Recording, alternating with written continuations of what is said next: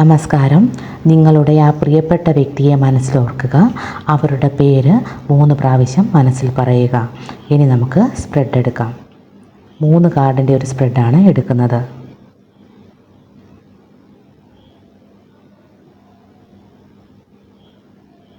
Bottom വന്നത് 5 of pentacles,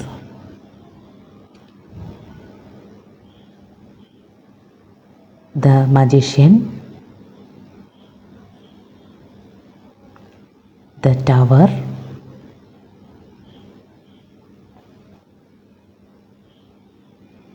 Eight of Swords. ഇതാണ് നമുക്ക് കിട്ടിയിരിക്കുന്ന സ്പ്രെഡ്. ഇനി വിശദമായ റീഡിങ്ങിലോട്ട് പോകാം. ഈ കാർഡുകൾ വളരെ ശക്തമായ വൈകാരികമായ ഒരു കഥയാണ് പറയുന്നത്.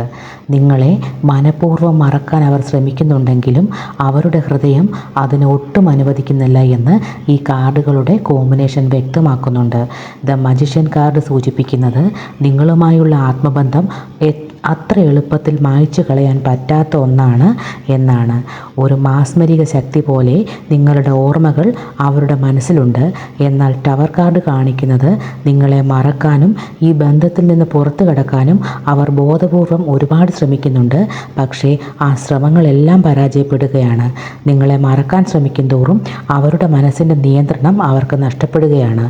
എയ്റ്റ് ഓഫ് സോഴ്സ് കാർഡ് വ്യക്തമാക്കുന്നത് അവർ ഇപ്പോൾ സ്വന്തം ചിന്തകളിൽ തന്നെ തടവിലാക്കപ്പെട്ടിരിക്കുകയാണ് എന്നാണ്.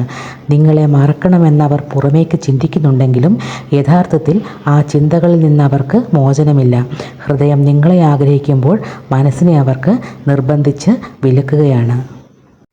Bottom of the deck 5 of pentacles ആണ് ലഭിച്ചത്. ഈ കാർഡ് അവരുടെ യഥാർത്ഥ ആന്തരികാവസ്ഥയെ കാണിക്കുന്നു. നിങ്ങളില്ലാതെ കടുത്ത ഏകാന്തതയും ആരുമില്ലാത്ത അവസ്ഥയും അവർ അനുഭവിക്കുന്നുണ്ട്. വല്ലാത്തൊരു ശൂന്യതയാണ് അവർക്ക്. പുറമെ എത്രയൊക്കെ മറക്കാൻ ശ്രമിച്ചാലും ഉള്ളിൽ അവർക്ക് നിങ്ങളോടുള്ള പ്രണയവും ആഗ്രഹവും അവരെ വേട്ടയാടുന്നുണ്ട്. നിങ്ങളില്ലാത്ത ജീവിതം അവരിലുണ്ടാക്കുന്നത് വലിയൊരു ശൂന്യതയും വല്ലാത്തൊരു മാനസിക വിഷമവുമാണ്. അവരുടെ മനസ്സിപ്പോൾ ഒരു വലിയ യുദ്ധഭൂമിയാണ്. ഹൃദയവും ബുദ്ധിയും തമ്മിൽ അവിടെ യുദ്ധം നടക്കുകയാണ്. ഇതാണ് കാർഡുകൾ നൽകിയ ഗൈഡൻസ്. ഇഷ്ടമായാൽ സബ്സ്ക്രൈബ് ചെയ്യണം, സപ്പോർട്ട് ചെയ്യണം. നിങ്ങൾക്ക് നന്ദി. നമസ്കാരം.